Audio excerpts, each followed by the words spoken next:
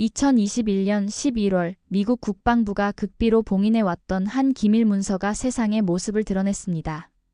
이 문서가 공개된 직후 미국 워싱턴의 국방부 브리핑룸은 기자들의 질문 공세로 아수라장이 되었습니다. CNN, 뉴욕타임스, BBC 등 세계적인 언론들이 앞다투어 이 사건을 헤드라인으로 보도했습니다. 미국이 한국전쟁 중 한반도 전체의 핵무기 사용을 고려했다. 그러나 이 문서에는 단순한 군사작전 계획을 넘어 그동안 감춰져 있던 더 큰 음모가 적혀 있었습니다. 미국이 대한민국의 경제적 성장을 사전에 차단하기 위해 치밀한 전략을 세웠다는 충격적인 내용. 한국이 경제적으로 자립하는 순간 미국의 아시아 패권은 무너진다. 미국이 전쟁 후 폐허가 된 한국을 단순한 우방국으로 유지하려 했던 것이 아니라 영원히 약소국으로 묶어두려 했다는 사실이 드러난 순간이었습니다. 이 문서의 존재는 곧바로 전 세계를 충격으로 몰아넣었습니다. 전문가들은 경악했습니다. 미국은 단순히 전쟁을 끝내려 한 것이 아니라 한국이 강대국으로 성장하는 것을 사전에 차단하려 했던 것이다. 하지만 더욱 놀라운 것은 이 문서에 언급된 또 다른 기록이었습니다. 1959년 CIA 내부 보고서에서 대한민국이 21세기 세계 경제를 지배할 가능성이 크다고 예측했으며 이에 따라 미국이 한국의 성장을 방해하는 장기적인 견제 전략을 세웠다는 것. 이제 질문이 남았습니다. 미국은 한국이 아시아의 새로운 경제 강국으로 부상하며 미국의 기술적, 경제적 패권을 위협할 것을 두려워했어요. 그래서 대한민국의 도약을 막기 위해 다양한 방법을 동원했지만 결국 한국의 발전을 저지하는 데 실패하고 말았죠. 대한민국과 미국에 보이지 않는 경제전쟁은 60년 전부터 시작되었어요. 그 과정에서 미국은 한국의 성장을 억제하려 했지만 결국 대한민국은 이를 극복하고 세계 경제의 중심으로 우뚝 서게 되었죠. 1959년 미국 워싱턴 DC의 한 회의실. 중앙정보국 CIA의 고위 분석가들이 긴급하게 모였어요. 그들이 손에 쥔 것은 한 보고서였죠. 표지에는 이렇게 적혀 있었습니다. 대한민국 21세기 경제 패권국이 될 가능성 평가. 보고서를 펼친 한 분석가는 깊은 한숨을 내쉬었어요. 자료를 읽어내려가던 국방부 관계자는 믿을 수 없다는 듯 중얼거렸죠. 한국이 미래의 경제 강국이 된다고? 그들이 우리를 위협할 수 있다는 말인가? 문서에는 한국의 경이로운 경제 성장 속도가 상세하게 기록되어 있었어요. 현재는 후진국이지만 대한민국은 21세기 세계 경제를 주도할 잠재력을 갖고 있다. 한 분석가는 손가락으로 특정 부분을 짚으며 설명했어요. 1953년 전쟁이 끝난 후 한국은 불과 6년 만에 경제 성장률 7%를 돌파했어요. 이 속도로 간다면 50년 후 미국과 맞설 경제 대국이 될 가능성이 커요. 신뢰의 정적이 감돌았어요. 국방부의 한 인사가 낮은 목소리로 말했어요. 우리가 지금 대응하지 않으면 한국은 일본보다 더 큰 위협이 될지도 몰라요. 회의가 끝난 후 한 젊은 분석가가 상관에게 조심스럽게 물었어요. 그런데 어떻게 이런 작은 나라가 그렇게 빠르게 성장할 수 있나요? 전쟁으로 모든 게 파괴되었는데요. 그의 상관은 창밖을 바라보며 대답했어요. 내가 한국에 주둔했을 때 본 것을 자네에게 말해주지. 한국인들은 다르네. 폐허 속에서도 학교를 세우고 밤새 공부하는 아이들. 그들의 눈빛에는 무언가 특별한 것이 있었어. 나는 그것을 한국 정신이라고 부르기로 했지. 그들은 단순히 살아남기 위해 일하는 게 아니라 세계를 지배하기 위해 일해. 매우 무서운 민족이야. 그날 CIA는 결론을 내렸어요. 대한민국의 성장을 방치해서는 안 된다. 지금 막지 않으면 21세기 경제 질서는 바뀔 것이다. 그리고 미국은 움직이기 시작했어요. 1959년 미국 중앙정보국 CIA 내부 보고서에서 한 가지 경고가 나왔습니다. 현재는 후진국이지만 대한민국은 21세기 세계 경제를 주도할 잠재력을 갖고 있다. 이 보고서는 한국의 초고속 경제 성장 가능성을 분석하며 경고 메시지를 담고 있었습니다. 이 나라는 전후 10년 만에 경제 성장률이 7%를 넘어섰다. 만약 지금 통제하지 않으면 50년 후 미국의 기술 패권이 위협받을 것이다. 특히 보고서는 한국인의 유례없는 교육열과 기술 습득 속도에 주목했습니다. 한국은 서구의 지원이 없어도 독자적인 기술 개발을 할 것이다. 이 나라의 과학 발전 속도는 예상보다 빠르다. CIA 분석가 중 한 명은 한국 방문 경험을 바탕으로 충격적인 보고서를 작성했습니다. 한국의 학생들은 새벽부터 자정까지 공부합니다. 밤 10시에 학원가를 지나가 보면 불이 꺼지지 않고 수많은 학생들이 책상에 앉아 있습니다. 그들의 학습 의지는 미국 학생들과는 비교할 수 없습니다. 더욱 놀라운 것은 부모들의 헌신입니다. 그들은 자녀 교육을 위해 모든 것을 희생할 준비가 되어 있습니다. 이런 국가적 차원의 교육열은 앞으로 한국을 과학기술 강국으로 만들 것입니다. 미국은 대한민국의 성장을 방치해서는 안 된다는 결론을 내렸습니다. 이제 그들은 움직이기 시작했습니다. 1959년 가을에 어느 비 오는 저녁, 검은색 리무진 한 대가 백악관 서쪽 입구에 도착했습니다. 차 안에는 어두운 정장을 입은 3명의 남자가 기밀 스탬프가 찍힌 가죽 서류 가방을 들고 있었습니다. 그들은 희미하게 불이 켜진 복도를 통해 볼트라고만 알려진 지하 비밀 회의실로 안내되었습니다. 이곳은 미국의 가장 민감한 전략적 결정이 이루어지는 곳이었습니다. 대통령 자신이 최고 참모들과 함께 기다리고 있었습니다. CIA 보고서가 오크 테이블 위에 놓이자 회의실에는 침묵이 흘렀습니다. 한 참모는 안경을 긴장된 손길로 닦으며 누구도 인정하고 싶지 않은 말을 꺼냈습니다. 이 작은 반도. 국가가 전 세계 권력 구조를 바꿀 수 있습니다. 다음 6시간 동안 그들은 잠긴 문 뒤에서 열렬히 토론했습니다. 동아시아 지도가 벽에 펼쳐져 있었고 한국은 붉은색으로 동그라미 쳐져 있었습니다. 재정 예측치는 전쟁으로 폐허가 된 국가에서는 불가능해 보이는 기하급수적인 성장 곡선을 보여주었습니다. 그러나 CIA의 가장 정교한 경제 모델은 이를 확인했습니다. 한국에는 특별한 무언가가 있었습니다. 그들의 근로 윤리는 우리가 본 어떤 것과도 다릅니다. 수석 분석가가 설명했습니다. 평균적인 한국 노동자는 불평 없이 12시간 근무합니다. 그들의 아이들은 자정까지 공부합니다. 그들은 미국인들이 수세대 동안 느끼지 못한 방식으로 배고픕니다. CIA 보고서가 백악관에 전달되자 미국 정부는 즉각 대응을 논의하기 시작했어요. 내부 회의실에서 국방부, 재무부, 상무부, 그리고 주요 금융기관의 대표들이 모여 앉았죠. 그들은 한 가지 결론을 내렸어요. 한국이 지금처럼 성장하도록 놔둔다면 머지않아 일본을 넘어설 것이고 장기적으로는 미국의 경제적 영향력까지 위협할 것이다.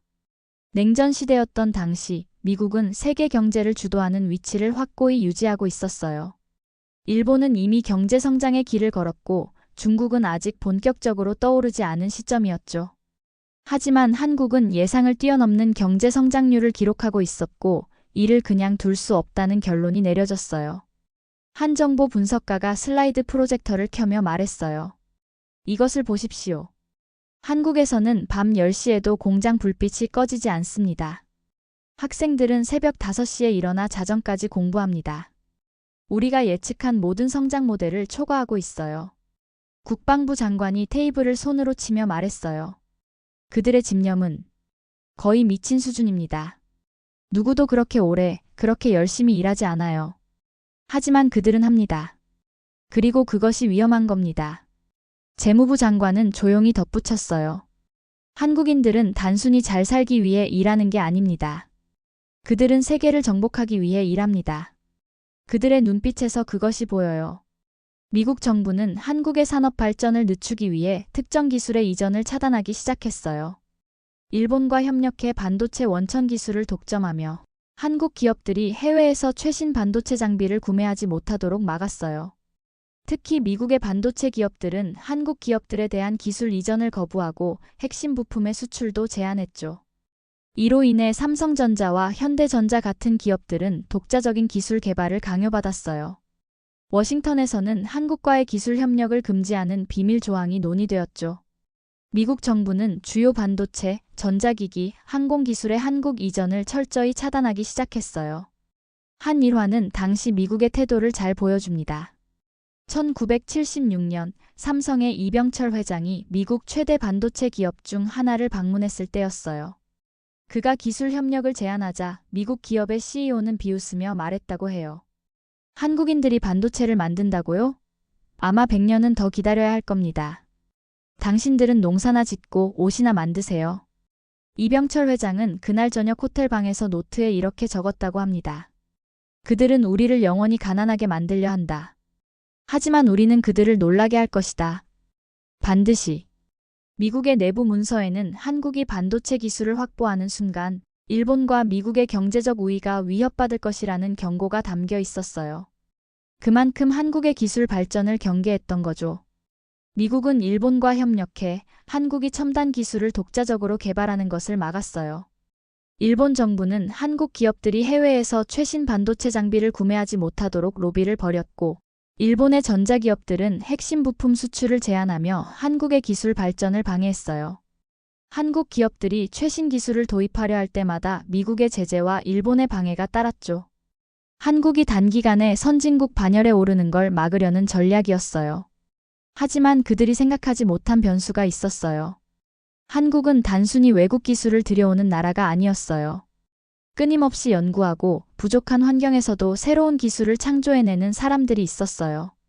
미국과 일본이 막아도 한국 기업들은 자체적으로 반도체 산업을 키우기 시작했어요. 그리고 그 결정은 향후 30년 뒤 미국 경제를 뒤흔드는 결과를 낳게 되었죠. 미국은 한국 경제를 직접 흔들어 성장 동력을 약화시키려 했어요.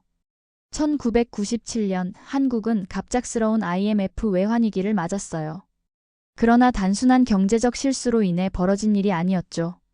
당시 공개된 CIA 문서에 따르면 미국 월스트리트의 거대 금융 세력과 IMF가 한국의 성장을 견제하기 위해 치밀한 전략을 세웠다는 정황이 드러났어요. 경제는 붕괴 직전까지 몰렸고 대기업들이 줄줄이 도산했어요. 국민들은 하루아침에 일자리를 잃었고 가계부채는 눈덩이처럼 불어났죠. 전국적으로 충격과 절망이 퍼졌어요. 1997년 한국은 IMF 외환위기를 맞았어요. 경제는 무너지고 기업들은 파산하며 국민들은 극심한 고통을 겪었어요. 하지만 이 위기가 단순한 경제적 실수로 발생한 것이 아니었어요. 당시 공개된 CIA 문서에 따르면 미국 월스트리트의 거대 금융 세력과 IMF가 한국의 성장을 견제하기 위해 일부러 강력한 개입을 했다는 정황이 드러났어요. 실제로 미국의 금융기관과 IMF 내부에서 한국의 성장을 억제하기 위한 논의가 있었다는 증거가 공개되었어요. 한국 경제를 위기로 몰아넣어 미국이 개입할 여지를 만들려는 계산이었죠. 미국이 주도하는 국제금융시장에서는 한국 원화의 가치를 급격히 떨어뜨리는 공격이 시작됐어요. 월스트리트의 거대 금융 자본들은 한국에 대한 대규모 자본 유출을 촉진시키며 한국 정부의 외환 보유고를 바닥나게 만들었어요. 이는 IMF 위기를 인위적으로 촉진하는 효과를 가져왔고, 결국 한국 경제는 외국 자본에 의해 좌우되는 상황으로 몰렸어요. 외국 자본은 일제히 한국 시장에서 빠져나갔고, 외환 보유고는 빠르게 고갈되었어요. 일부 경제 전문가들은 이 모든 과정이 계획된 것이라는 의혹을 제기했죠. 한국은 결국 IMF에 손을 벌릴 수밖에 없었어요. 1997년 12월 뉴욕의 한 호화로운 펜트하우스에서 월스트리트의 거물들이 샴페인을 터뜨리며 축배를 들었다는 소문이 있어요. 우리가 해냈어. 한국은 이제 무릎을 꿇었어. 미국의 한 대형 투자은행 CEO가 말했죠. 이제 그들의 핵심 기업들을 헐값에 인수할 차례야. 5년 안에 한국의 모든 가치 있는 자산은 우리 것이 될 거야. 그들은 웃으며 계획의 성공을 축하했습니다. 하지만 그들이 예상하지 못한 것이 있었어요. 바로 한국인들의 단결력이었죠. 결국 한국은 IMF에 긴급 자금을 요청할 수밖에 없었어요. 하지만 그 대가는 혹독했어요. IMF는 한국 정부의 대기업 해체, 은행 구조 조정, 외국 자본의 무제한 국내 진출을 요구했죠. 이는 곧 한국 경제의 핵심 자산들이 미국과 유럽 기업들에 넘어갈 수 있는 위험한 상황을 만들었어요. 외환위기를 통해 한국 경제를 완전히 장악하려는 시도였죠. 하지만 한국은 무너지지 않았어요. 국민들은 자발적으로 금 모으기 운동을 벌이며 국가 경제 회복에 나섰어요. 전 국민이 힘을 합쳐 위기를 극복하려 했고 한국은 다시 일어설 준비를 시작했어요. 한국인들은 단합했고 IMF 위기를 극복하기 위해 금 모으기 운동까지 벌이며 경제를 재건하기 시작했어요. 한 미국 기자는 당시를 이렇게 기록했어요. 전 세계 어떤 나라도 이런 위기 앞에서 한국인들처럼 행동하지는 않을 것이다. 결혼 반지를 내놓고 어린아이들이 용돈을 기부하고 노인들이 평생 모은 금을 내놓는 모습은 우리 서구인들이 상상할 수 없는 일이다. 이 민족은 특별하다. 한국의 조선업과 자동차 산업이 급격한 성장을 보이자 미국과 일본은 협력하여 한국 제품이 세계 시장을 장악하지 못하도록 방해하기 시작했어요. 1980년대 후반 한국은 자동차와 조선 산업에서 급격한 성장을 보이고 있었어요. 미국과 일본은 내부 보고서에서 한국의 조선업과 자동차 산업이 성장할 경우 자국 산업에 치명적인 타격을 줄 것이라는 우려를 표했어요. 이에 따라 일본은 한국 조선 업체들의 원자재 공급을 지연시키고 미국은 세계 조선 시장에서 한국 기업들이 입찰 경쟁에서 배제되도록 압력을 가했어요. 한편 미국과 일본의 금융권은 한국 조선 업체들에 대한 투자와 대출을 축소하며 한국 조선업의 성장 속도를 늦추려 했어요. 이에 따라 한국산 제품에 대한 비공식 규제와 불매 운동이 조용히 확산되었죠. 미국은 한국 자동차에 높은 관세를 부과하고 한국산 선박이 국제시장에서 계약을 따내지 못하도록 비공식적으로 압박했어요. 심지어 한국산 제품 불매 운동이 미국 내에서 조용히 확산되었죠. 일본 또한 적극적으로 가세해 한국 제품이 세계 시장에서 퇴출되도록 로비를 펼쳤어요. 독일 함부르크에서 열린 한 국제조선 박람회에서 벌어진 일화가 있어요. 현대중공업이 혁신적인 선박 설계를 발표하자 미국과 일본 조선사 대표들이 한자리에 모여 긴급 회의를 했어요. 미국 조선사 CEO가 말했죠. 이대로 두면 한국이 모든 수주를 가져갈 것입니다. 우리는 반드시 그들을 막아야 해요. 일본 대표는 냉정하게 대답했어요. 걱정 마십시오. 우리가 가진 모든 채널을 동원해 한국 제품이 시장에 진입하지 못하도록 하겠습니다. 그러나 미국과 일본은 하나의 변수를 간과했어요. 한국은 단순히 외국의 기술과 자본에 의존하는 국가가 아니라 내부적으로 혁신을 만들어가는 나라였어요. 반도체, 조선, 자동차 산업 모두 외부의 견제 속에서도 독자적인 기술력을 쌓아갔고 오히려 미국과 일본의 견제 덕분에 생존을 위한 기술 혁신이 더욱 가속화되었어요. 한국은 단순한 제조업 국가가 아니라 위기를 기회로 바꾸는 저력을 가진 나라였어요. 바로 한국인들의 불굴의 도전 정신인 거죠. 한국의 기업들은 이러한 압박 속에서도 해외 시장 개척을 멈추지 않았어요. 자동차 산업에서는 품질을 높이기 위해 연구에 몰두했고 조선업에서는 더욱 효율적인 선박 제작 기술을 개발했어요. 결국 현대자동차와 현대중공업은 세계 시장에서 독보적인 위치를 차지하게 되었어요. 현대자동차의 정주영 회장은 미국 시장 진출을 위해 디트로이트를 방문했을 때 미국 자동차 회사 임원들의 비웃음을 들었다고 해요. 한국산 자동차가 미국에서 팔릴 거라고 생각하십니까? 미국인들은 결코 한국 차를 사지 않을 겁니다. 정주영 회장은 그 말을 듣고 조용히 웃었다고 합니다. 그리고 이렇게 대답했죠.